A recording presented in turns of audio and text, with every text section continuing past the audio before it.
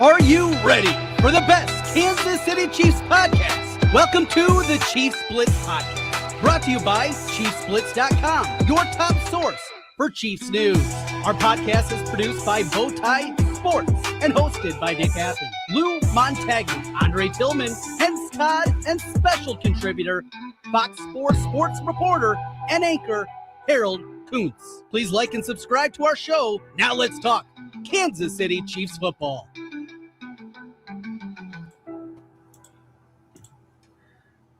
All right, welcome to the next edition of the Chiefs Blitz Podcast, brought to you by ChiefsBlitz.com, produced by Bowtie Sports. I'm Nick Athan, your host, with Mr. Hense Todd, Mr. Andre Tillman, and the other senior member, Lou Montagna. Hey, let's What is go. Up, guys? This for the last 7 years, this has been a Red Friday for us, but it will not be this year. So Chiefs are still on a bye. I mean, how many weeks in a row? When are they going to play again? Yeah, I think the bye concludes in the second Thursday or Friday of holy crap of August. What's that? Yeah. We need some games to talk about. Yeah, well, we'll have 2 championship games this weekend. We'll talk about that here in a little bit. The Broncos will host the New England Patriots, and the Los Angeles Rams will go up to Seattle. I've turned into a Seattle fan. One of my best friends and my sister live in Seattle, so I'm going to go all in on the Seattle Seahawks being the Super Bowl champion of this year. There you go. But with that said, let's get right into it. Wait a second. Hold on. Who did we all pick at the beginning of the playoffs? He picked Are your team still alive? Didn't I have Seattle and Buffalo? I think I had Seattle and Buffalo. Nope, you had the Rams and Buffalo. So. Okay, well, whatever. Well, I had the Chicago Bears and New England, but you like the Bears? New England was still standing. So. Yeah, that would have been nice. Refrigerator Perry reunion. Well, obviously he's not with us anymore, but that would have been fun. All right, let's get into our sponsor, Underdog Fantasy. If you're looking to play one of the best games out there, college basketball, NFL playoffs, NBA, NHL, any sports you can think of, they probably have it covered. You can play 5 and get up to $100 in bonus entries. You just have to make sure that you're legal and play in the state where the game is eligible.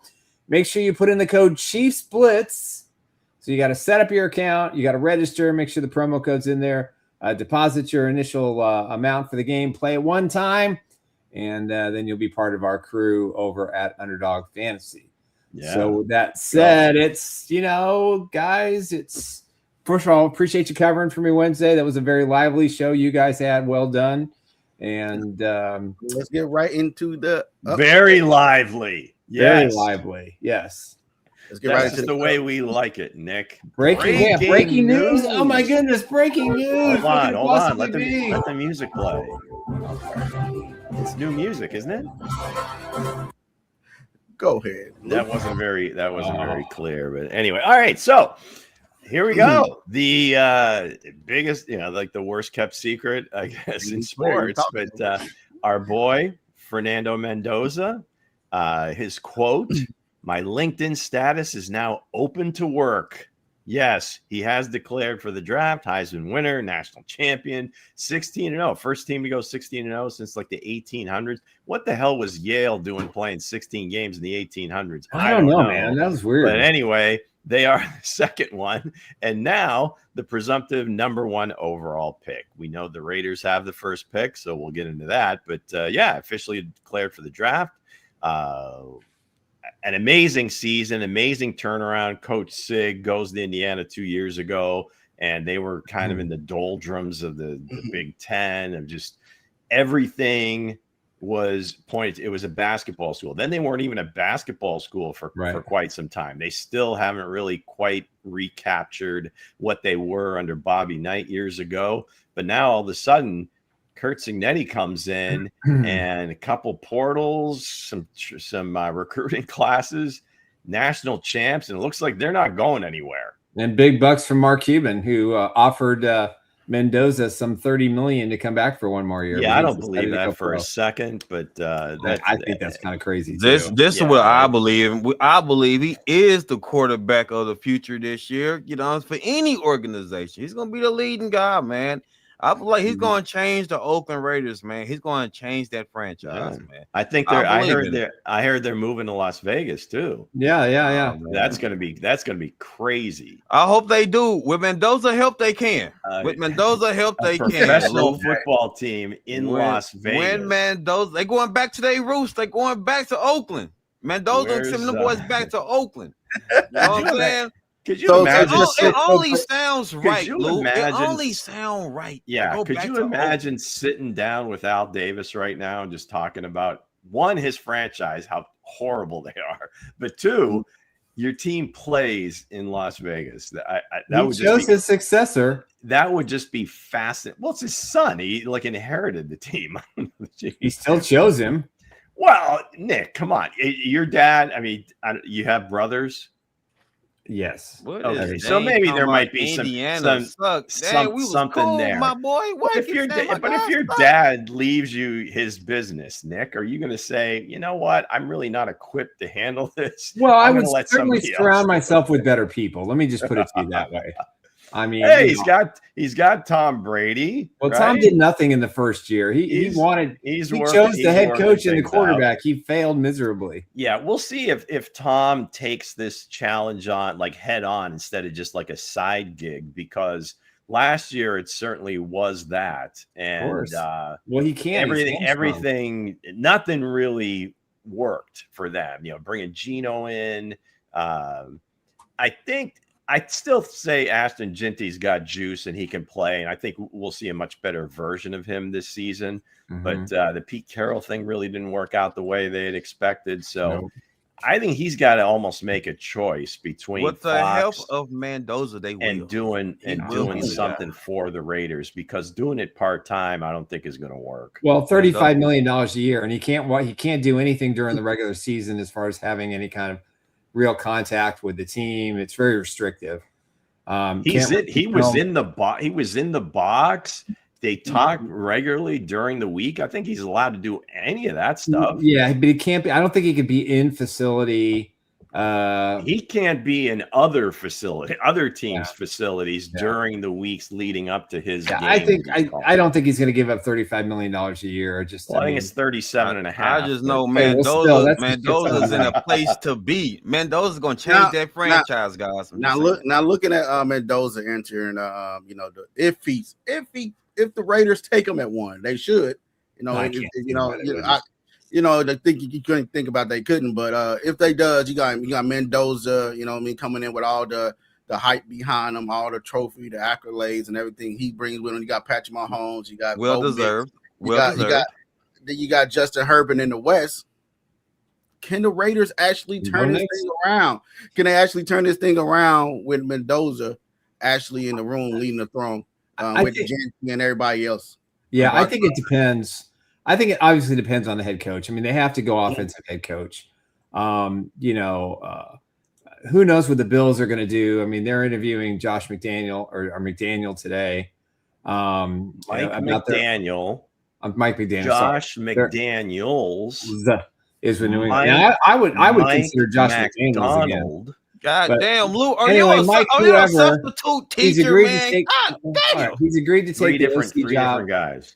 Okay, he's agreed to take the OC job with the Los Angeles Chargers, working with Jim Harbaugh, but he's still interviewing for head coaching positions. Yeah, if I'm the Bills, we ain't. Do you think the Raiders will turn this around? That was the question. I think the Raiders can turn this around. I really do. I think it's going to take a couple of years. I don't think they'll have the same luck with Mendoza as the Chiefs did with Mahomes. There's no veteran to kind of walk him through the process, teach him how to be, an NFL quarterback. Geno's still under contract. And Geno's under contract, but I don't think Geno's the kind of player that I would want to learn from. That's just me. No. If Mendoza do go to the Oakland, I say Oakland, Lou, I don't give a damn. If he goes to the Oakland Raiders, is he taking Geno Smith's spot? Well, there's no question. No question, Drake. They have no choice. They got to sell seats. That's it. I'm just saying that's the real question. So they have no choice. They have no choice. But with other news, let's go ahead and hit to the intro properly.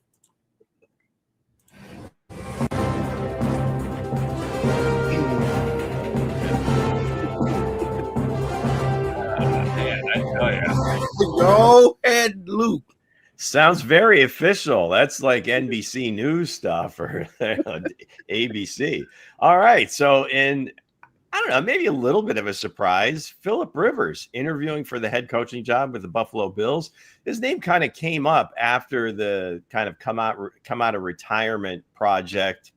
It worked the way it worked, right? I mean, it wasn't like he was overly like this guy's great, but he wasn't horrible either. So anyway, he's been coaching high school ball, has been well chronicled down in Alabama. I believe one of his sons is on the team. I don't know how. He's got a lot of them, so I don't know how many sons, but one for sure is playing on that team. But he's interviewing for the Buffalo Bills. Yeah, absolutely. And he'd be the first coach in modern history to go from active player to being an NFL head coach. On an editorial side, it just seems to me that would be awfully disrespectful to guys that have been coaching in the league for a while. It's a dysfunctional franchise at the moment, for sure. Kind of work their way, through the process. But sometimes, a fresh approach can work. Guys that kind of come out of nowhere. Now, they also have talked to their own Joe Brady, former offensive coordinator Brian Daboll. I'm pretty sure Davis Webb has been there. I think Davis was on the Bills roster with Josh at a certain point and Brian Daboll. And Davis is really, I think going back to last year, was really starting to get on people's radars as kind of an up and coming young potential head coach.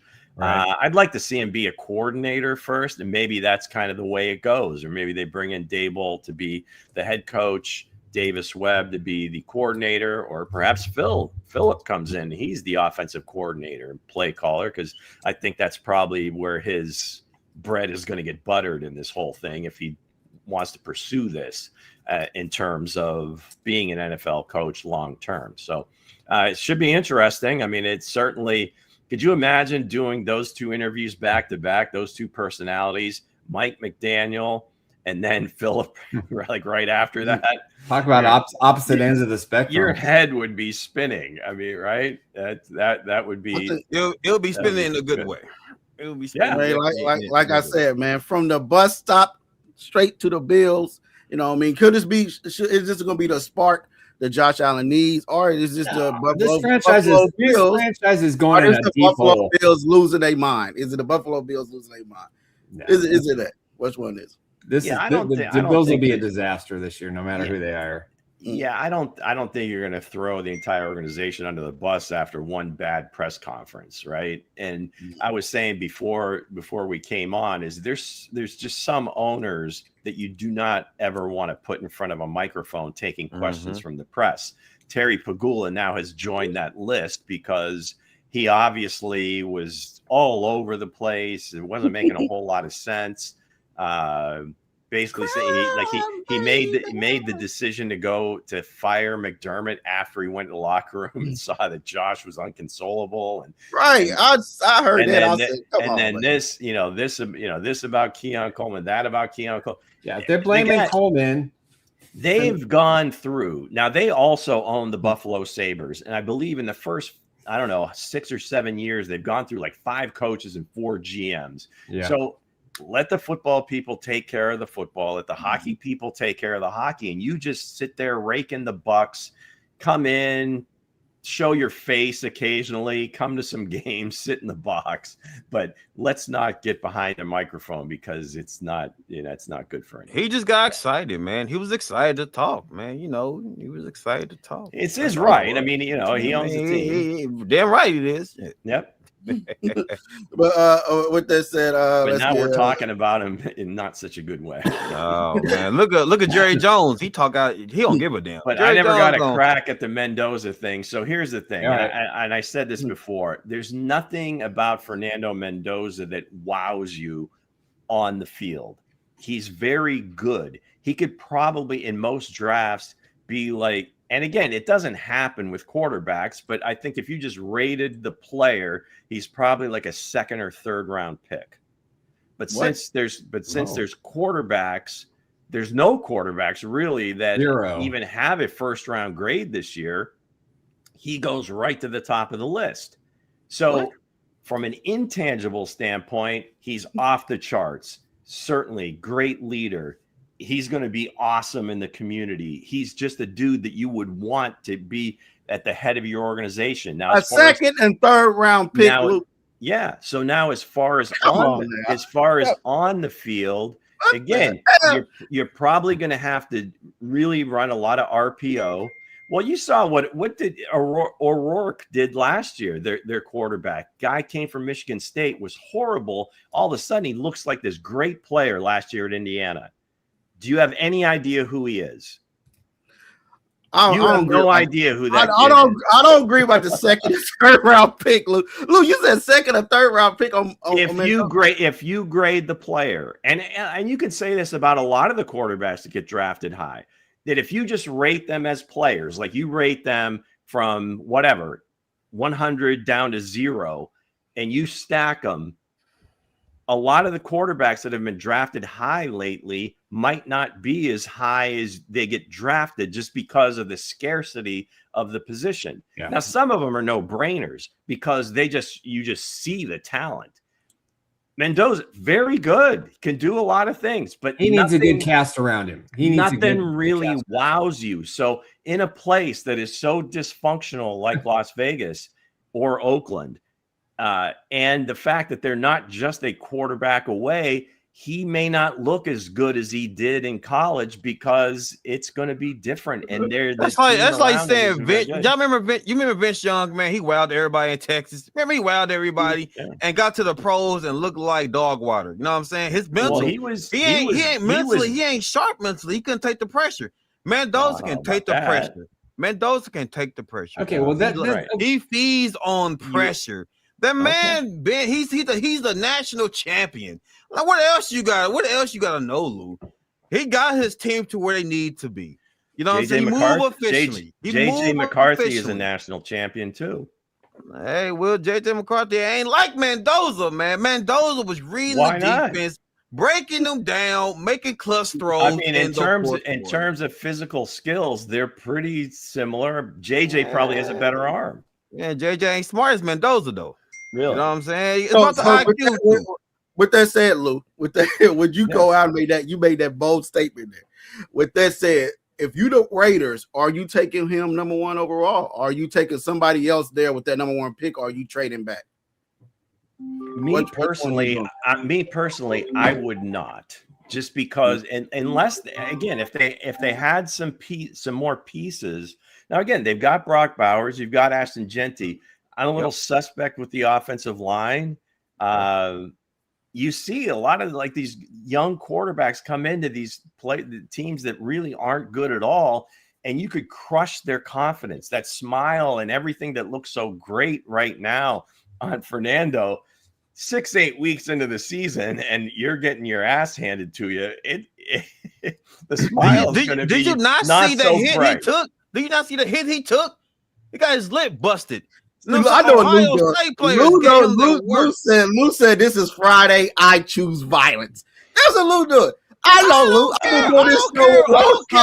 I said it before. I love the kid. He seems like a great dude. Again, somebody you'd love your daughter to date and marry. I don't care what violence he chose to pick, man. I just don't see anything that wows you. He has some speed, but it's not, he's not a great runner. So you're a draft. You want some wild plays. You want some wild plays. You want some guy with a golden arm that can throw the ball 100 yards, man. Come on, man. If you're choosing the guy number 1, especially a quarterback, if your team is horrible, you're going to say, he's the best one, so we're going to take him. Yeah. You keep doing that, it just goes through the cycle. Look, see the Browns, see the Jets, see the Cardinals, and the Cardinals, they stuck with Kyler for a while, but they still don't know who their quarterback is. There's a lot of teams like that. Kyler wowed you. Kyler came out of college wowing everybody. Had my man been to the playoffs? He didn't. Yeah, maybe once. Maybe wow anybody. No, Nick. Whatever. What you mean he didn't wow anybody? What you mean he didn't wow anybody? But he's still 5'9", 190 pounds. I don't think he's 5'9". I bet he's like 5'6", 5'7". Hey, listen, so again, he's Tom Cruise height.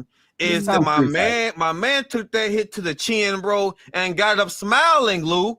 He got up smiling, and he dove into the end zone, got smacked by every defensive lineman on the other side. Patrick Mahomes got his helmet crushed. I don't want to hear it. I'm not saying the toughness. I'm not saying there, he can't play in the league. I just don't see anything in his game that screams this should be the number one. Okay, give me one tangible that will get you to be like, okay, he's the guy. Like he's the guy for me. Give me a tangible, Lou. Better arm strength. Right. Mm-hmm. That's it. Okay. Better arm strength.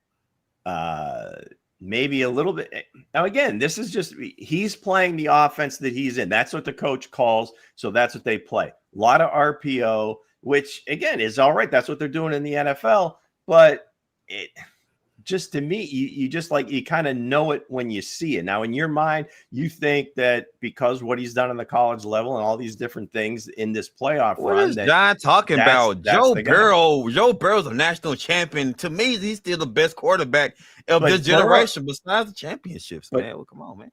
But Burrow did it over a period of time, and you could see that he's making those outside throws. He's making the inside throws. Now, you could see that he had all the NFL throw. And I think Mendoza can do it. I just don't see it at that high level. Can I ask you this question? John brought up Joe Burrow. Joe Burrow had the same championships as well. But he didn't have, Mendoza ain't had near the talent that Joe Burrow had around him. Do we know that for sure? To ask coach about Elijah. Ask coach about Elijah Surratt. And he got it done. Omar Cooper Jr. Hell, my favorite receiver on the team is his roommate that's not even draft eligible yet. Number 80 on the outside. I can't remember his name offhand. Mike or John Harrison. Do the research. John, do the research, Johnny. But that kid, I swear, from like week 10 on, just became like that dude. And we're like, where did this guy come from? And actually, he does remind me, a guy we'll talk about pretty soon. We start talking about Chiefs number one receivers. I don't know if he can be it, but my guy with the Colts, Alec Pierce, he reminds me a lot of that guy. He do. But he's only I think he's only a sophomore. Charlie something, maybe. Not her name. Barker. I can't think of his name, but we'll just call him Chuck.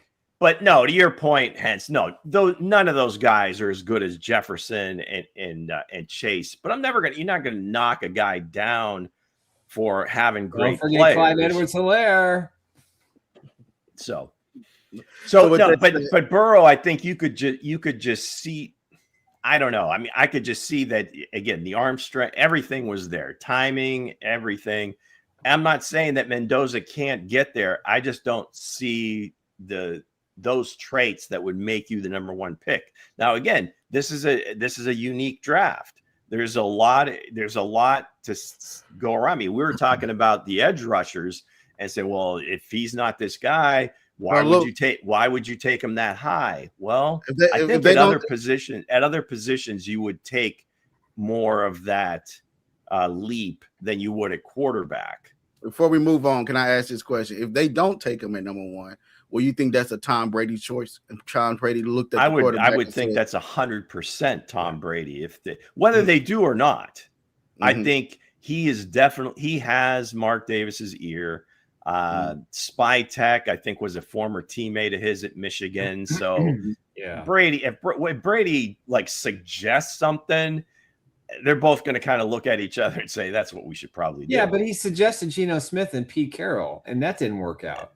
Whatever Brady wants. And the OC. Well, look at Mark Davis. I think he just wants to hang out with the greatest of all time. Mark Davis. What do you give him? Like 10% of the team for like a small investment. Very small. 100%.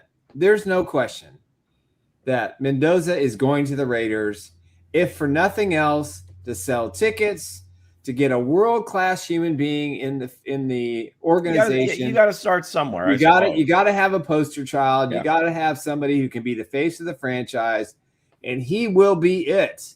What's going to be fascinating to me is seeing him next to Max Crosby, the two opposite ends of the spectrum of, and I think it's going to be great.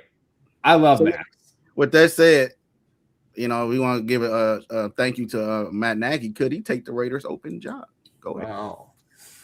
Hey, big thanks. Coach Nags, you're gone. Thanks, Coach Matt Nagy, 2-time Super Bowl champ and huge part of the Mahomes era in Kansas City.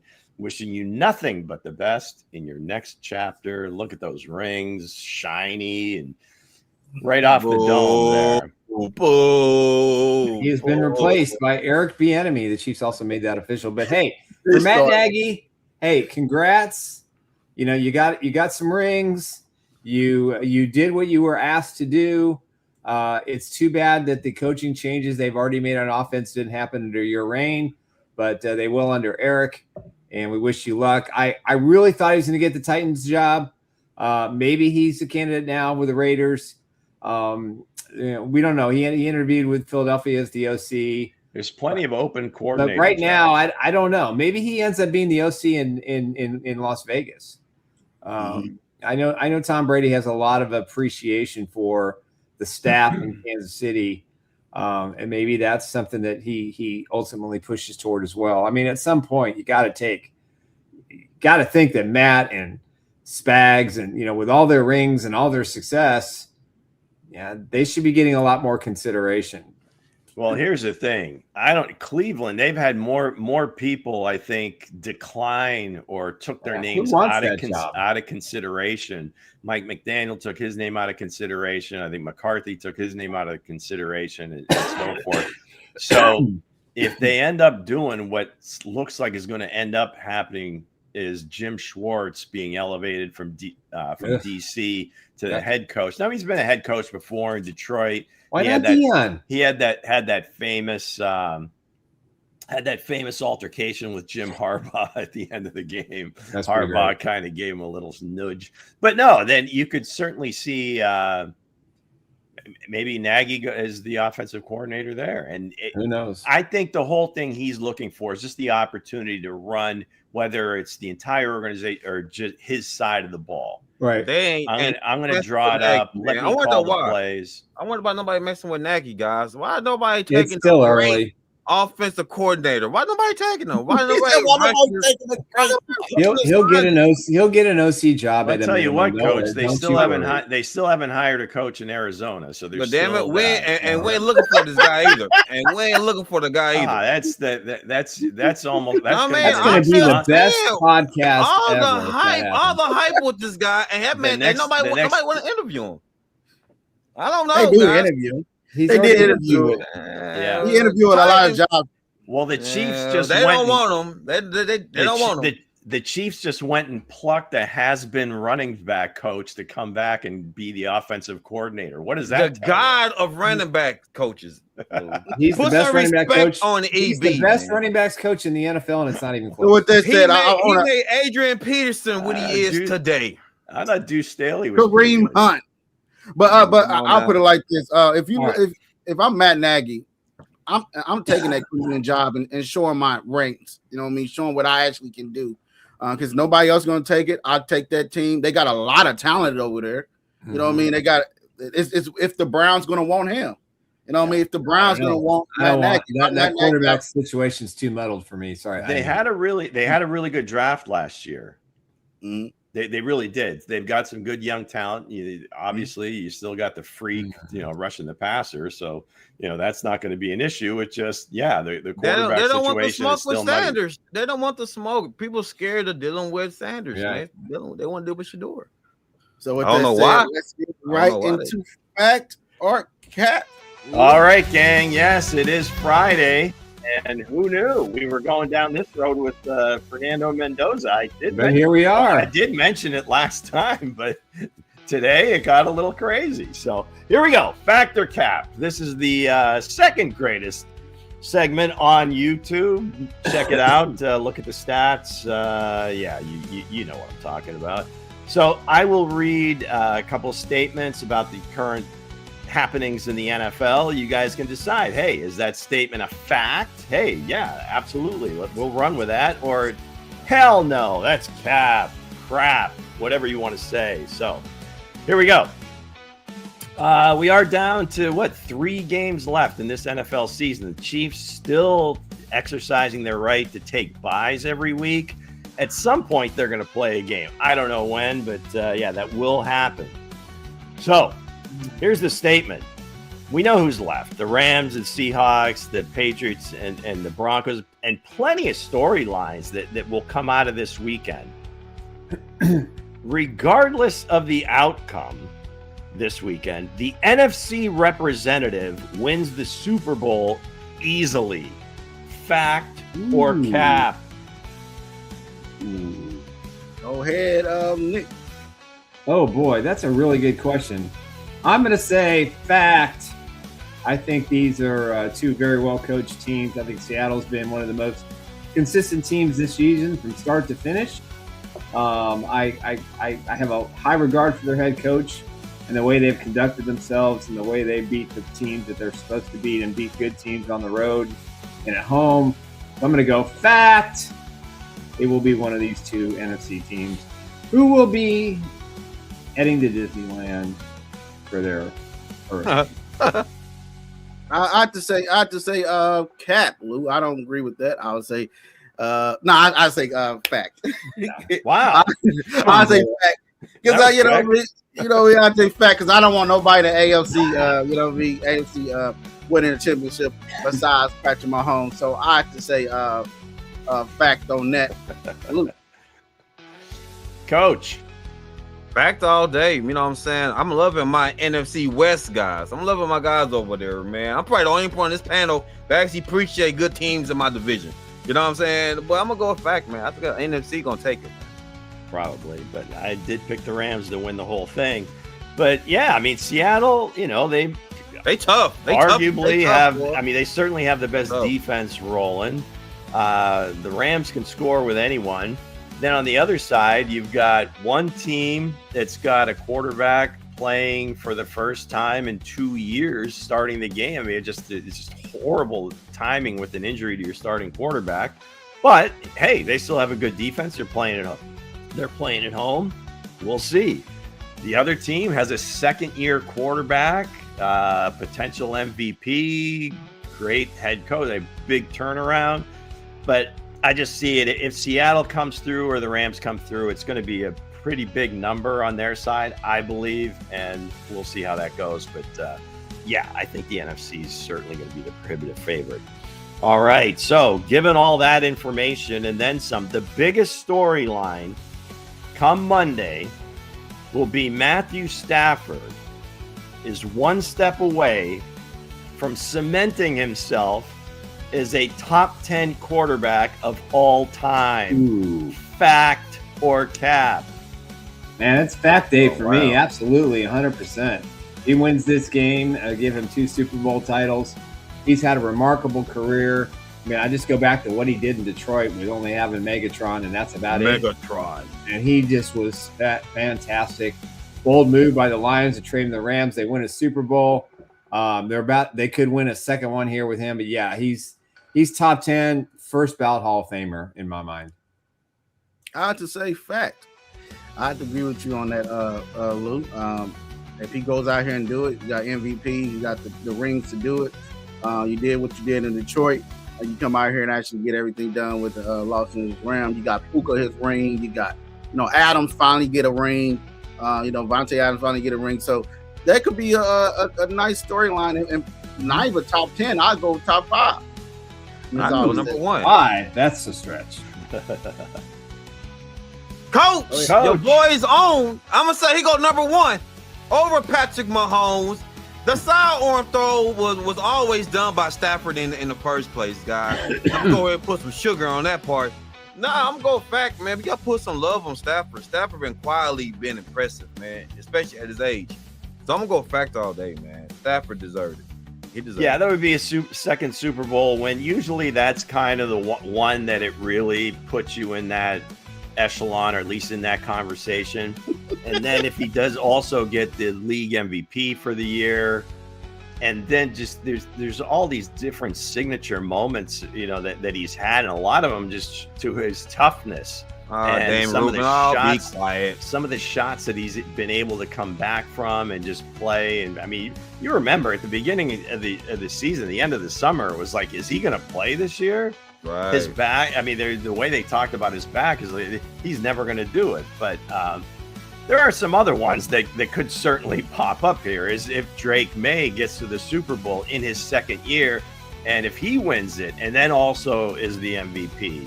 That's a big story, because now you're kind of starting to tread onto some of Patrick's accolades, right?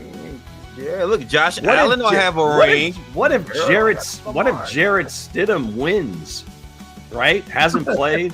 Now, again, I mean, you could look at it one of two ways. They don't have their starting quarterback, but it's not like Bo Nix. They're replacing Patrick or Joe Burrow or like a minted quarterback, right? Bo Nix is still a second-year guy that's kind of learning his way.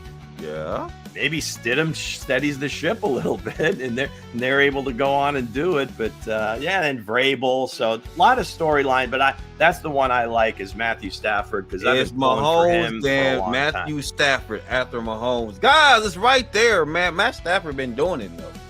All right. So, finally, for the Chiefs, we do have a new offensive coordinator, in case you've been sleeping on the rock. We've mentioned it a few times. He is a very qualified, maybe top of the list, running backs coach. Why you keep saying that? The Chiefs have not hired a running back coach yet. So, the statement is this. Dylan McCullough will be the Chiefs' next running backs coach. Again, you can see there from the picture, Dylan was here in Kansas City from 2018 to 2020. I don't know if he was the assistant running back coach then or whatever, but obviously Hense likes to refer to Kareem Hunt. And he might have had Kareem for how long was Kareem here his second year? He was here a year and a half. Was it a 4-6 game, whatever? So anyway, Dylan's been here before, but he's also coached running backs at USC, Indiana. This past year, he was the running back coach with the Raiders. And you know what? Oh, by the way, Hense, he was the running back coach at the University of Notre Dame from 22 to 24. What player that seems to be the apple of your eye was also at the University of Notre Dame? And oh my God, I think he's a running back too. So factor cap, is it Dylan coming back to coach the running back? I'm going to have to go fact. It just makes a lot of sense. If this is indeed the direction that the Chiefs are going, that they're going to finally take a franchise running back, a top 10 player. They got EB. They bring him back. They got, he's familiar with him. He'll probably be jumping on the table if at number 8 passes on him, and at number 9 he's sitting there.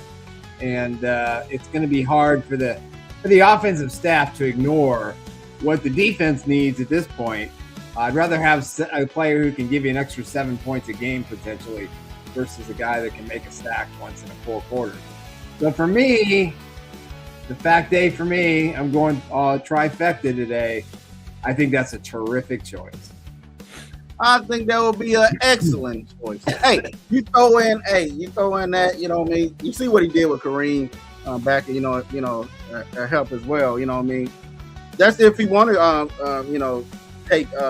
back to the kingdom. If they're going to hold everybody accountable, and Notre Dame, that coaching staff holds their players accountable, right? And if he learned anything from EB, he brought that to Notre Dame and hold their players accountable in the back room, in the running back room. So I have to say that will be a fact all day for me. How about you, Coach Dre? Man, well, dig it. I'm gonna break it to y'all real good and slow. Yeah, because if you look at all the connections with Notre Dame and from EB on down to Buddy, yeah, it looks like Love is coming here. It looks like it, but I'm all D-line in the first. You know what I'm saying? I got D-lineman going in the first for our ninth pick. But at the same time, all y'all with this Love and the quarterback Love, running back Love stuff, it might be Love. Y'all might get Jeremiah Love. Y'all might. Y'all just might. That's all cap. Well, I don't know what any of that has to do with. I know what I'm doing. I don't know what. So, where do you stand on Dylan McCullough? I think that's where we started. Yeah, that's what I'm gonna go. I said fact though. I'm gonna go fact because it's too much love going on right now, guys. With the running back love, and the god of running backs, man, the running back coach is the guru. He's here. So it's going to be Love. So I was just having fun with Hense there in terms of the Jeremiah Love connection. But no, I mean, this guy has done a great job wherever he's been. He's a Pittsburgh dude. Damn right, Dame. You got damn right, Dame. Been mostly in college programs, but he did, like I said, spend 3 seasons there with the Chiefs and then another with the Raiders this past year. They haven't hired a new running back coach. I'm sure there's plenty of them out there, but in terms of somebody that if they're going to get the band back together again, why not? He's been here before, so he kind of fits the profile. Or bring in Priest Holmes. I'd be okay with that too. Woo! Bring in my guy Priest. Has Priest been a coach? I think he's done some high school coaching. I believe. We know how well that worked out with Connor Embry. No, he didn't deserve it. Well, no, maybe he did. Yeah, he maybe did. All right, gang. That is going to do it for this Friday's version of Fact or Cap. All right, Hense. As always, brought to you by our friends at Underdog Fantasy Sports. Play now, play often.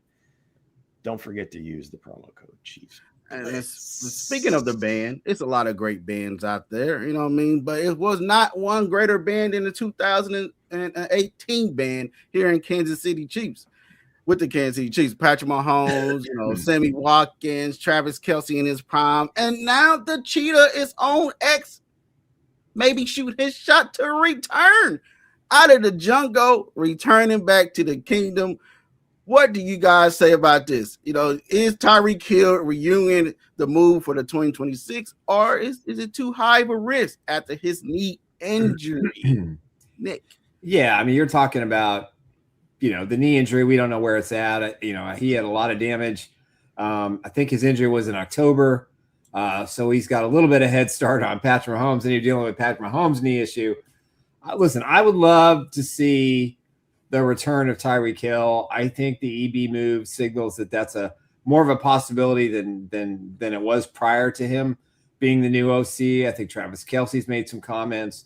Obviously, Patrick Mahomes hasn't weighed in on this yet, but Patrick's been heavily involved in the changes to the staff and the changes that are in the works for the Chiefs offense and the team this year, because he controls the salary cap at this point. But for me, I would love to see it. I think Cheetah would have to sign a very team-friendly 1-year deal because he may not be ready for the regular season. But let's say he's 75 to 85% come October, and he's closer to 90% for the postseason. Ding, ding, ding, sign me up. But will he take the Dolphins have to cut him, which they don't. They have a $30-some-odd million cap hit. But for me, I think the Chiefs should go all in, bring the band back together, be aggressive in free agency, give Andy Reid one more year with everything that he could possibly want to try to win one more Super Bowl before he goes into the retirement village and with his wife. His life with a dad and all of his grandkids and great grandkids. Those retirement villages get down now. I would say go for it. I think the Chiefs would be amenable to it. Now, he comes with a lot of baggage, but you're not signing him to a long-term deal. You're giving him a team-friendly deal with a bunch of incentives, and kind of like what Juju Smith-Schuster got back in 2021, I think. No, 2023. That's what I think. I said 2-year deal, $20 million. You know what I mean? If he wanted to sign that deal, you know what I mean? Yes, I would be all together bringing back the band. because the Cheetah can teach the young Cheetah and Xavier Worthy how to run the routes, how to beat around Patrick Mahomes, how to actually show and find the ball, how to track the ball, not be going out of bounds when it's all said and done. So if I'm the Chiefs, I would bring Tyreek Hill in for that. I know a lot of people say, yeah, Travis Kelce comes back, he'd be the guy that coached the wide receiver, the tight end room. Shoot, heck, everybody thought that about Juju, but why not?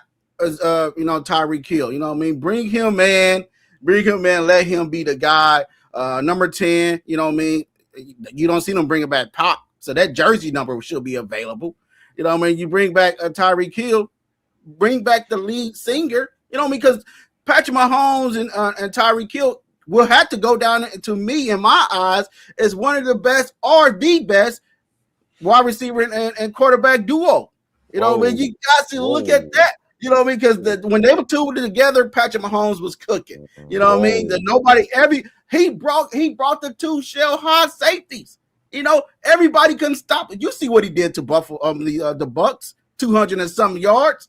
You know what I mean? They couldn't stop him. The guy was back flipping into end zones. We are missing that type of cheetah with the Kansas City Chiefs. I know people gonna say he's 32 years old, the leg, this, leg, that. This is 2026, guys. These doctors ain't back in the day in the Western days or putting alcohol on wounds and wrapping up and hoping for the best. These doctors know what they are doing. So if I'm the Kansas City Chiefs, I'm bringing in the Cheetah off the return, just like the leopard right there in the background. Return it. And that's what I would do. And bring back the band. Go ahead, Coach. Nah, damn all that, man. Joe Montana and Jerry Rice. We're not gonna make that statement now. My man has some time. He has some moments now. Are we forgetting about Mahomes and Kelce? Now I know the Cheetah. I'm just saying now. Yeah, that's the greatest duo. I hate to break that bubble for you. Yeah, I'm about to say now. I said wide receiver. Hey, I'm gonna say this. John made a statement about his injury. Yes, he got a bum leg. John, everybody get hurt. Mahomes got a bum leg. You know what I'm saying? Is he gonna be the same Mahomes? But the question is this. I'm gonna say this. Hell yeah, you bring him back. You bring back Tyreek Hill ASAP. Because for one, he's been around EB. He knows the offense, guys, and he got chemistry with him and Mahomes. He got chemistry, man. It's like a reunion. It is. You bring him back for what he's worth. Family reunion. They go out there and they get the job done. You know what I'm saying? You have to worry about damn, are they gonna be on the same page because they won together, baby? Hell yeah, you bring them back. It's like the two guys that you pick on dodgeball in the gym, and them two guys know how to take out everybody. and that is Tyreek Hill and Patrick Mahomes. Go ahead, Luke. I feel like I fell into a time machine or something. What are we doing? It's like, let's just start plucking guys out of like just go back in time and bring them onto this year's team. Yeah, wouldn't that be great? Yeah, I mean, if you're just that'd be crazy.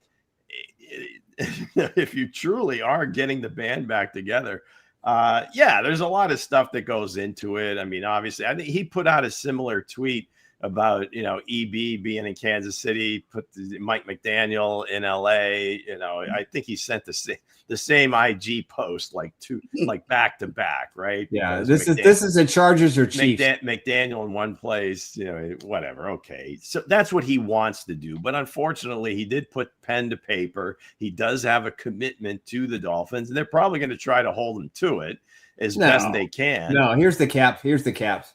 It's some ridiculous number. If it's now I get it. Either way, if you have him on your team and you really don't want him there, is it worth? Okay, you've got this dead number, right? So what? I mean, if you're paying, you're going to pay him anyway. You're paying him to be there. You don't want him around. You're building a new culture, whatever. Yeah, you probably. Okay, we want you away from here, but they're going to want something in return. So are you willing to give up some assets on top of him then? They don't have to give up anything. And then humble if they cut him, right? They don't have to give up anything. If they cut him. Yes, which is what they're going to do. We don't know that. They are. Okay, I have no idea about that. They don't I think they just brought in a new GM.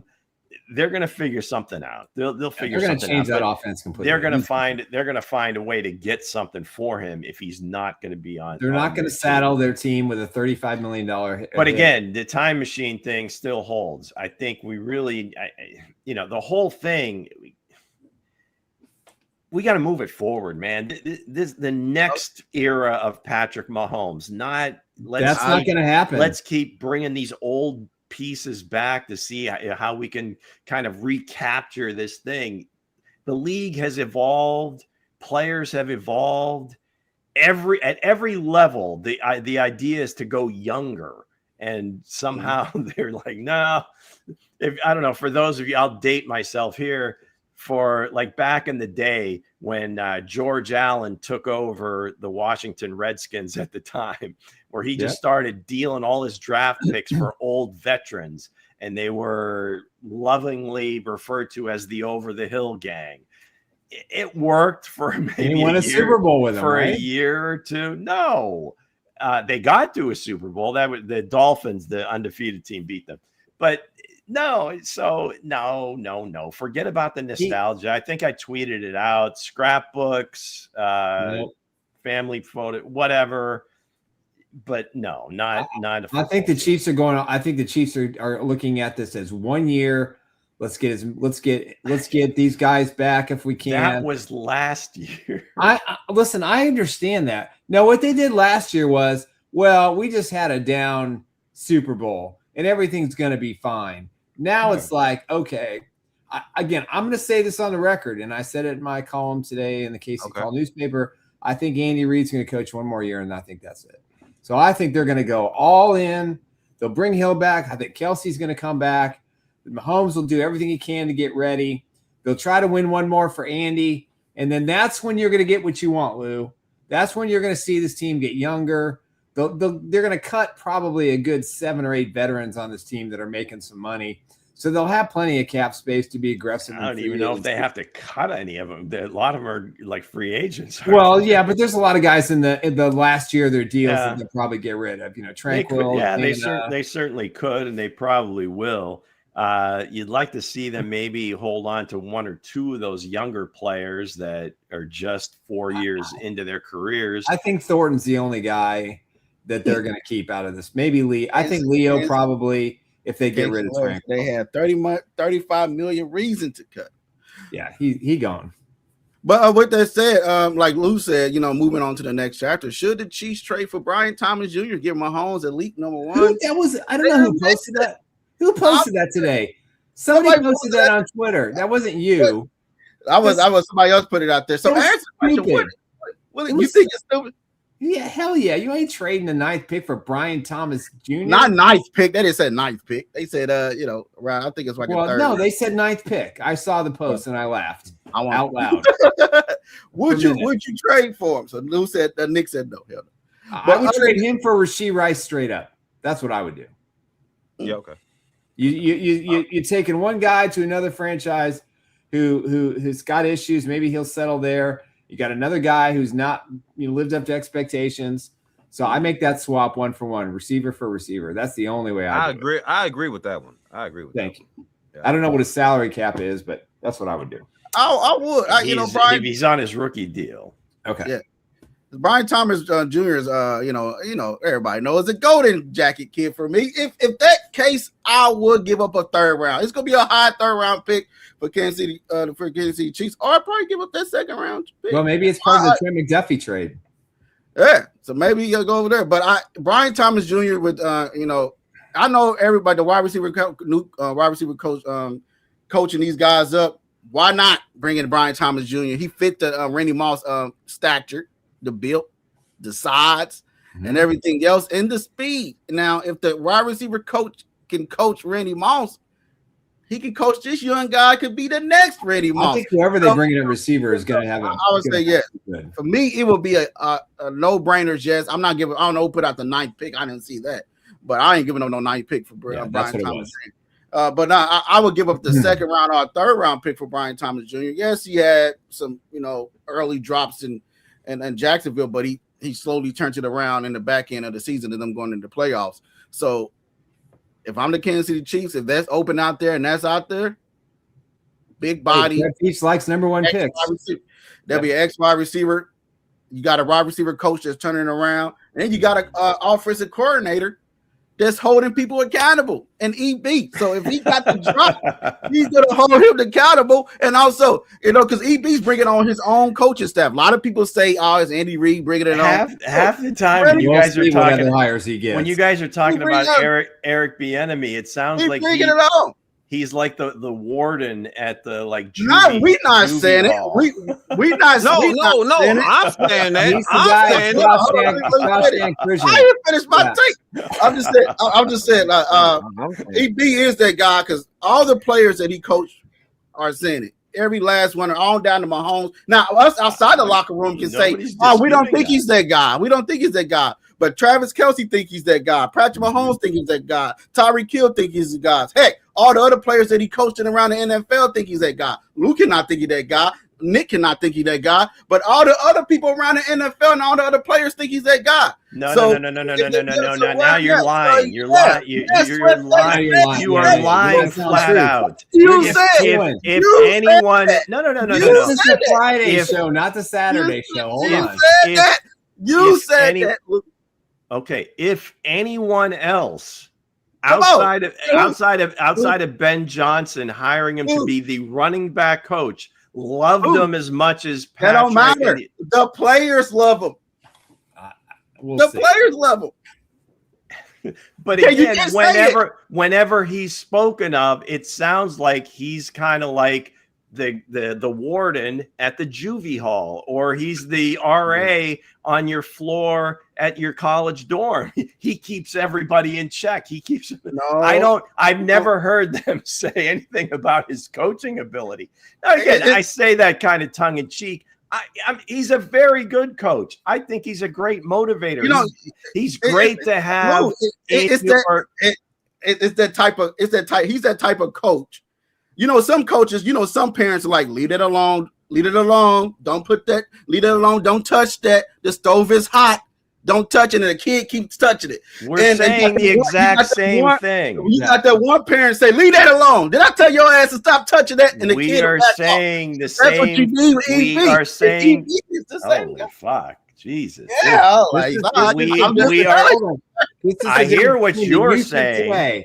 We are saying the same damn thing. That's my point, is that you never hear this about the X's and O's, or this about teaching this receiver that, or did Patrick, he did this for me specifically. It's all general stuff and whatever. And there's a place for that. I get that.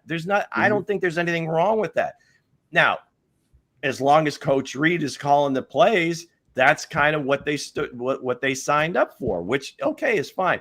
But again, what we get to is that Lou don't like Eric Bieniemy. That's what we get to. We get to Lou. No. My thinking was that they were going to maybe bring somebody in from a different coaching tree with some different offensive ideas to mesh with Andy and call the plays. Nope. This is going back to where, somebody that he's comfortable with and somebody that he knows is going. Exactly. That he can pretty much overrule on things, and he knows that he's going to defer to Coach Reid. So that's just kind of what it is. All right. He said but in terms of Brian Thomas Jr., this is an interesting one because a couple of things. They traded for Jacoby Myers, which, okay, but they also extended him in season. So they really like what he brought. Yep. Parker Washington has kind of come out of nowhere. He's kind of a return specialist. He's a Penn State kid, good receiver for them, but I don't think they really viewed him as that when they drafted him. He was just going to be their punt, and he's a great kick returner. They found out that he and Trevor have a little bit of a chemistry, and Brian Thomas's role just kept diminishing. And it came on a little bit as the year went on. And now you still have Travis Hunter. So now, it depends. If they feel like, all right, this experiment of having him play both ways, we're not going to do that. So we're going to make it, you're going to play defensive back. Okay, Brian Thomas is probably still on the team. If they are thinking, hey, we're going to have Travis Hunter be one of our 3 receivers, then maybe Brian Thomas is available. And if that's the case and you can make a deal, again, he's still on his rookie contract. Wasn't he in the same draft as Xavier? Mm-hmm. Yep. So, yeah. I don't know what they would want in return. I'm assuming they would want something in the first round or early second round stage. So you'd have to figure out how to make them happy. If you look at what EB can do, what he brings to the table, he definitely brings that stability. He still brings that accountability to the team. And I feel like if they do make that trade to Brian Thomas Jr., I believe he's going to get the best out of Brian Thomas Jr. He is. Well, that means no Tyreek Hill if that happens. Yeah. Right. Well, you get a younger player that's going to be around. I agree. This is Brett Veach move. And then you'd would have decisions to make because the other 2 guys that you took high at wide receiver still haven't stepped to the plate and said that I'm a long-term solution yet. Right. And Rasheed, for other reasons off the field, Xavier, it's on the field. Right. So go ahead and go to the next question. That goes right to the with it. Do we trust these guys to bounce back? Well, I think you have to. I mean, with O'Shea as the coach now, a guy that has had a lot of success in the NFL, I think that was a pretty smart decision. Whether he and EB worked together in Minnesota, they got a long history together. But his job is going to be get Xavier Worthy to understand where he is on the field. See if he can salvage Rashee Rice unless he's facing a suspension. Jump on the table and get Tyquan Thornton. And if they bring in a receiver from another team, like we talked about with Brian Thomas Jr., then you got a coach that can coach him up and get him to play right. I will say this, without question, just based on the O'Shea hire, the Chiefs wide receiver room is going to be better than it was at any point in the last 3 years, my opinion. Just because they've got a real coach in there, who's got a lot of ability. He'll get these kids in shape. I mean, mental shape of what they're expected to do. He will teach them the things that they have not been taught for the last 2 to 3 years in Kansas City under the former wide receiver coach. So for me, I think you can trust these guys to bounce back. I don't think there's any question that Worthy just needs some coaching. I think with Rashee Rice, it's going to be availability. Now, we don't know the situation. We don't know if it's going to be something the league is looking into. But if he's found to be guilty or suggested or charges filed or anything like this, then he's violated his probation, which means he could be in jail. So remember, this is what we got from Harold. I know. So I want to just say this: do we trust Xavier Worthy to bounce back? Yes. Rashee Rice, way too much to be determined. Yeah, I think I think we can trust these guys to bounce back. Worthy is coming off the injury at the shoulder, so you don't know how people forget about. He's got a bad knee too. You don't know how that's going to turn out. Rashee Rice, the stuff that's going on with him, and and EB's coming back. That's what Patrick Mahomes said. That don't mean accountability that in the locker room, but off the field as well.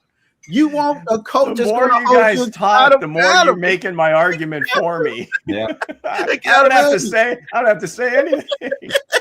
But I think Rice and I think this is a young core. They can get I think they can get enough out of them to get them done. But I think they're going to need to add another guy. It's going to be other guys they could be looking at on other rosters to add into this wide receiving room. Because they knew that. I don't want to see them bring back no Juju. I don't want to see them bring back Hollywood. I don't want to see I want some guys that actually going to put. Bring Juju as an assistant wide receiver coach.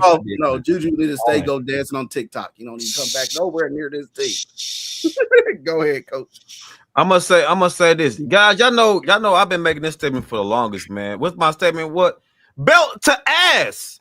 He's bringing belt to ass to this core, man. And hell yeah, these guys gonna come back stronger than ever. Because mentally, they're going to be sharper. They're going to run precise routes. Mahomes is going to be on time. I feel like it's going to be a great beginning, man, with EB, man, because what guys is all about accountability. It's all about accountability, man. And I'm definitely in agreement that they are gonna come back stronger, sharper. They'll be ready. They definitely will be ready. DS. All right, DS. I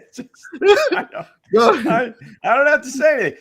As far as the receivers go, yeah, we were having this conversation. I haven't asked a question. I mean, where do the Chiefs turn to for a number one receiver? Not jersey number one, of course, but good timing there, Hense. Number one receiver for next year, right? Because a different roster. Because it's going to take some time for these guys, for really Chad and his guys, and Patrick maybe not being completely healthy, be able to throw to these guys in the spring. Maybe he will, maybe he won't. We'll see. I think the way he was talking, that it would happen in Kansas City more so than in Texas, because he's doing his rehab primarily in Kansas City. He's spending the majority of he's spending all his time here. Right. So if the guys hang around, if they're not, they move back to their homes in the off season, whatever, they come in and do that. But even if they do, can you really trust any of these guys to be that number one guy? Yeah. Patrick will be sitting on a chair throwing footballs. For different reasons, I don't think you can trust either of these two to be the number one. Now, right. at the stage they're at right now, certainly 2 and 3, you would hope they could do that. So it's either the draft, and now you're asking a rookie to kind of take on that, which is insane. But if they're used to being the number one receiver, maybe, you get them up to speed a little bit quicker. Alternatively, you make a trade. We talked about Brian Thomas. Now, again, after his rookie year, you say, oh my God, yeah, this kid, he's a gold jacket all the way. And then all of a sudden it didn't go so well at the beginning of this year. And even at the end of the year, it was just getting some glimpses of what he was accomplishing. Again, mostly with Mac Jones. So that, don't get me started on that. Yeah. So now you look to free agency. There's really no one there. The one that screams out at you, and I think they approached him last year, was Mike Evans. Yeah. And ultimately the decision came down to his family. Maybe. And his wife wanting to stay in Tampa, and I think he felt comfortable there. So it's probably going to come down to the same thing this year. They'll hammer out a deal and figure it out. But there are some other guys that you would say, but like somebody like an Alec Pierce, I think he would be a remarkable number two receiver. Yep. He's not again, I don't think he's ready to be that number one guy yet. So so you have a guy like Brandon Ayuk. He has done it in spurts in the NFL, but he's had so many issues with that team and what's going on with him. Jawan's going to be a 49er. I don't think they let him go, especially with Ayuk doing whatever he's done and the comments that John Lynch made about him. So I think Jawan goes back there. So there's really not a lot in free agency that you would say, this is a guy that we could look at and be a true number one for. How about Romeo Doubs? Again, I think he would be a tremendous number 2 or number 3 receiver. All right, then it's got to be Pickens, right? Pickens, no. I mean, he's got all just throwing shit out there. I went down the list of the top 5, and Pierce is the best. All the talent, right. All the talent in the world.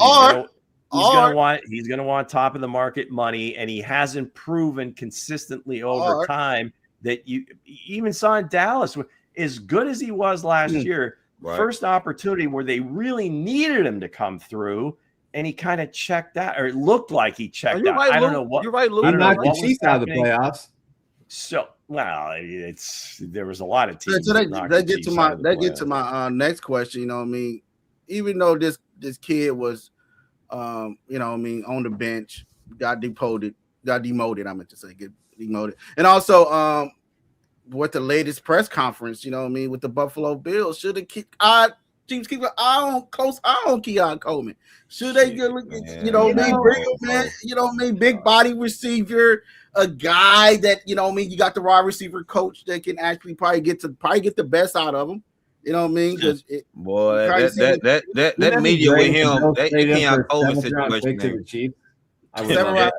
You know what I mean?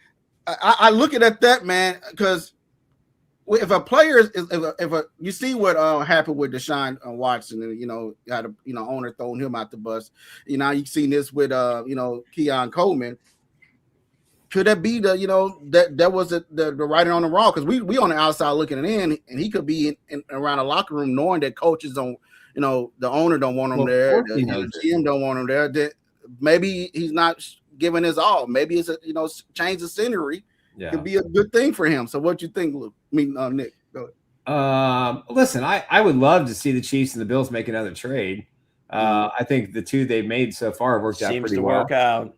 And listen, all the Bills fans, Keon Coleman, they got him at such a value. He's going to be such a better wide receiver. The problem is coaching, and they needed this kid. University of Florida guys, sometimes struggle a little bit. Florida State, sorry. And it's a tough position to learn, especially when Josh Allen is your quarterback, because Josh Allen is unpredictable. In the pocket, he can move, and you got to move, and you got to be adept. Same problem that Tyreek Hill, not Tyreek, but Xavier Worthy and Rashee Rice had to learn how to do that with Patrick Mahomes. And I think both of them did a really good job adjusting. But he's got the size, he's got some speed, and he made a few plays down the stretch. But if it's a 6th round or 7th round pick for 2027, all in, clearly his agent's going to be demanding that they cut him or release him or trade him or something, just based on the comments. That was a shit show. The Bills are a mess. They're going to be a mess for a while with that ownership and that structure they got. Even if they get a good head coach, they're a mess. If they're going to dump Coleman, and again, Brett Veach likes former, top picks and thinks that with good coaching, and again, you got O'Shea, you got a great wide receiver coach, you got Eric Bieniemy who's going to motivate this kid. He's going to be motivated to beat the Bills in week 2 or week 3 when the Chiefs get there. So for me, I would rather have Coleman as an option, probably almost out of anybody that they could trade for, because I think he's got a lot of potential. He's got to be in the right system. So I think he's going to come out with a big chip on his shoulder. Yeah. You know what I mean? I was rooting for the kid when he came out to draft, you know what I mean? So I didn't see what happened, with the Bills. I didn't see that in the future coming along. But it happens to a lot of players. It happens to, some guys that don't work out on other teams. Heck, we can say that about Dre's guy, Marvin Harrison Jr. He was looking like almost making his way to the bench, right? He probably gonna be, he was he wasn't looking like a guy that was on his way to the bench. But Keon Coleman, I feel like, hey, like Nick said, if you get a 7th round pick, you put him with a good coaching staff and a winning culture, I think the kid can actually turn this around. You know what I mean? I feel like he can get it done. And if I'm the Kansas City Chiefs, I am keeping a close eye on this situation. Go ahead, coach. Man, with all that being said, you threw a shot at Marvin. Marvin, we know about the Kyler Murray situation, guys. The Michael Wilson is the 4th. Well, you got a good quarterback with some height. Now, going back to Keon Coleman, man, he was averaged about 10 to 19 yards per catch. Under 500 yards, man, in each season, 24 or 25. So he is a decent guy. But, man, it's about the IQ sometimes, man, because they should never put that damn video out. Man, it's like one of them, like, oh, shit. I'm not here to bash Keon Coleman, guys. I really ain't. But hell, man, to be this stud of a guy, man, why hasn't this man got more opportunities? Man? Well, because the Bills' offense is a mess. It's Josh Allen and nobody else. Yeah, but I'm just saying, if he's that guy, does it remind you of any other team? Yeah, you know what I'm saying. It's just. I know exactly what you're saying. I watch it every week. Right. So I'm like, except for these last few weeks that it was a bye week. Yeah. So my thing is with Keon Coleman is like, no, I wouldn't make a move on Keon Coleman. I really wouldn't, because to me, he's a 3rd round guy. You know what I'm saying? 2nd, 3rd round. He is what he is. You know what I'm saying? Like Brian Thomas Jr. Like Brian Thomas Jr. Your guy. He about to get traded to the Chiefs. They don't want that's your gold jacket guy. That's your gold jacket guy. He's supposed to be a franchise receiver, and they bumped him all the way down. Bro, the special team guy beating him. So all I'm saying is this. All I'm saying is this. Now, Keon Coleman to me is okay. You know what I'm saying? They get beat by a special teams guy. He got beat out by a special team guy. But honestly, Keon Coleman, man, for real, should the Kingdom go after him? I say no, but then again, who knows? He might be a good, valuable piece. So I disagree. I don't think they should. Yeah, I mean, it's with a lot of these kids around the league. I mean, there's just a lack of professional maturity. And it may not be his fault, you know. I mean, his entire life. I think he started out. He was at Michigan State and was a basketball player. I think his freshman year, and I do remember him playing ball for Tom Izzo, and you know, he was a decent player. He had some skills, but I think he kind of figured that I'm not going to make it to the NBA with this type of skill level. And he went to Florida State, played football, and looked amazing, right? Big body guy. Contested catch, all that stuff. So he's got plenty of skills. I think he is a first round talent. End of the first round, I think, is when the Bills took him.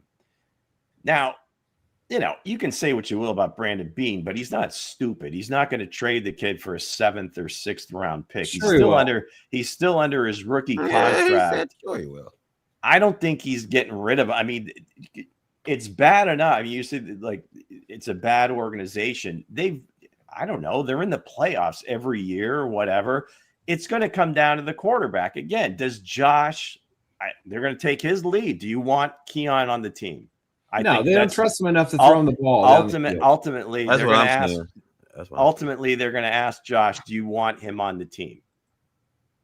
And I think that's going to I think they asked him that last year. Where it goes, right? That's why he was demoted. I think they asked him. So now he's had some issues. I don't know if it's a practice thing. I don't know if nobody really knows. I'm sure the team knows, and we'll find out soon enough. But I don't see them walking away from a first round pick. It's just a couple years into it. Yeah, I think was it a first round or a second round pick? It was in the 30s. It might have been like 33. It was the pick the Chiefs had. It was 31. Well, didn't they traded with the Chiefs? I don't know if they traded again, but it was in that range, somewhere between 31 and 34. It was the last pick of that round, I think. No, they took I think he went in the second. They took Coleman with the first pick. But other than that, man, either way, I again, as far as him on the Chiefs, I mean, you've got a talented young player.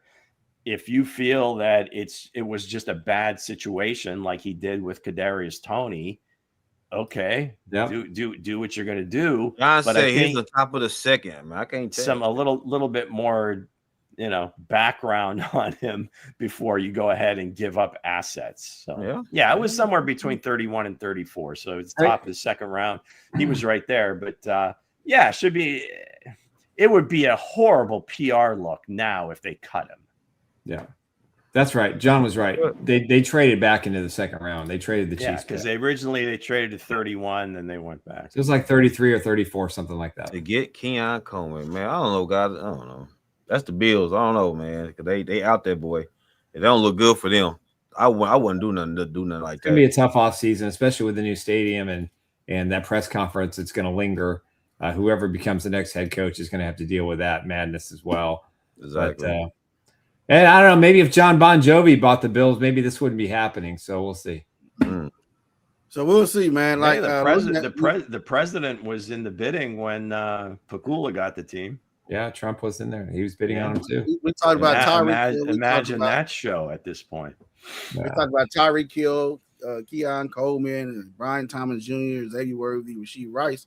If they still sit at a 9, Love ain't there. Do they get their number one? Like Lou said, do they get one of these guys to actually come in and be their number one? If all four are available and Love is gone and the defensive tackle is gone, this is where you go, right? One of these guys. There's a bunch of defensive tackle. Shit, there's a lot of them though. I'm just saying, it's a lot of them. You can get a good one in the second round.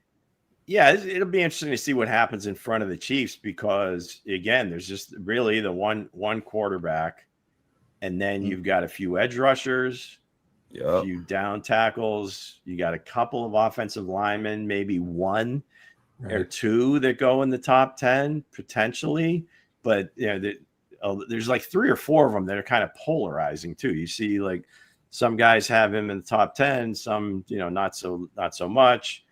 Depends on what you like, but do you go offense if you don't get love? But do you go defense if you don't get love? Do you go defense though? Defensive tackle is the only position I think they're going to go first round. Yeah, to me, you know what I'm going to say. It always depends on the players available. I mean, I mean, to me, I'm not going to say I'm going to do offense or defense. I mean, I'm locked in. It's one or the other. I'm going to say, okay, who do I have available in front of me?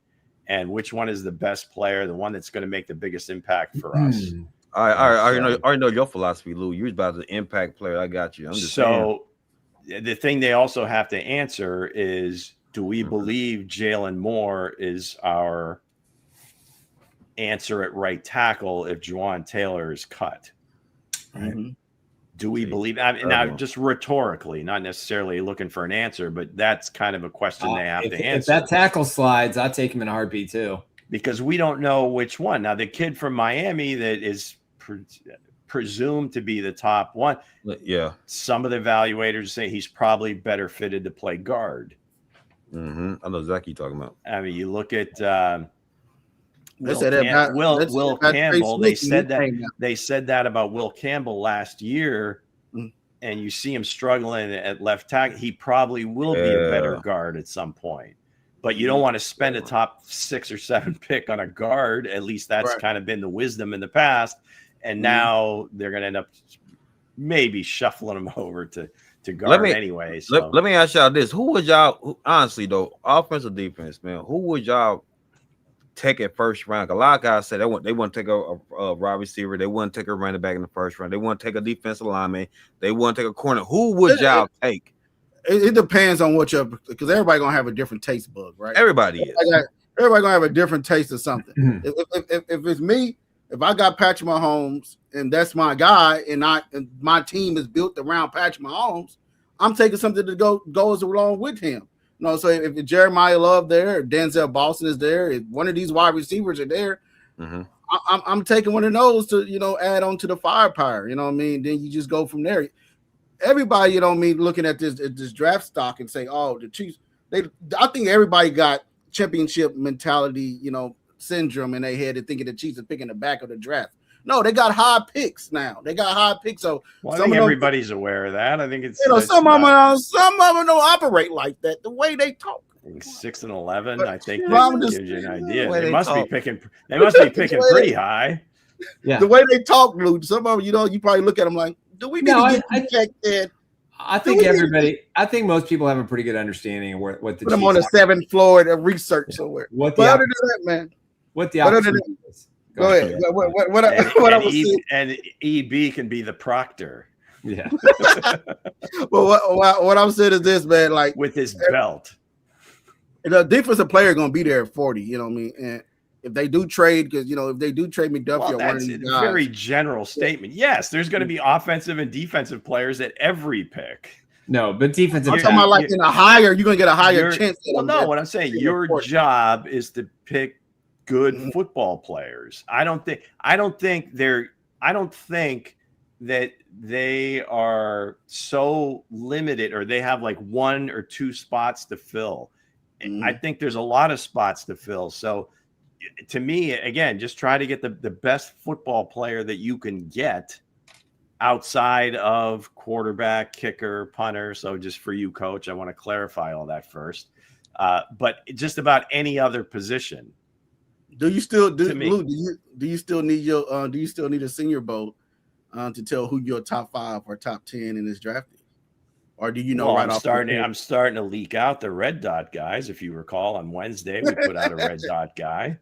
I know your boy Lucas. I like Bain and Bailey as edge rushers. I really do. Maybe that's the conventional wisdom, but I think they're really good. The kid from Auburn, I don't know. Maybe I think he's got a lot of the physical gifts, and we see that a lot in some college players where they don't have like a lot of sack production or a lot of quarterback hits production, whatever. And then they get in the NFL, and they kind of work them into that. So that's where you really need more of a defensive line expert. Because you can see it, you see a guy, hey, he's explosive, he's His hands are really strong, heavy hands. Shout out to Walter Nolan from the Cardinals, boy. Or all they doing is bull rushing. Do they have a secondary move? Do they have a third move? That sort of thing. Shout out to the gold jacket over here, man. My gold jacket thick over here, man. You know what I'm saying? Walter Nolan is the dude. You know what I'm saying? On my list is impactful. You know what I'm saying? You didn't want not Walter Nolan, sir. Stop it. We got tape. Will Johnson on my list. You know what I'm saying? Like I'm just saying, my studs. Well, with that said, guys, we'll thank everybody for joining in. Thank you guys for watching the show. And will Tyreek Hill return? We don't know. The contract there, the leg issues there. We don't know. But I hope so. I hope he do return because I think that'll be fun. I do too. It'd be a great wide receiver core that Patrick Mahomes can have. And you draft Jeremiah Love, baby, and it'd be all good. What was that movie? Hot Tub Time Machine? We're all on the Hot Tub Time Machine. Every touchdown score to ignite the night. From tailgate chatter to post-game debate. We love our Chiefs, yeah, it's never too late.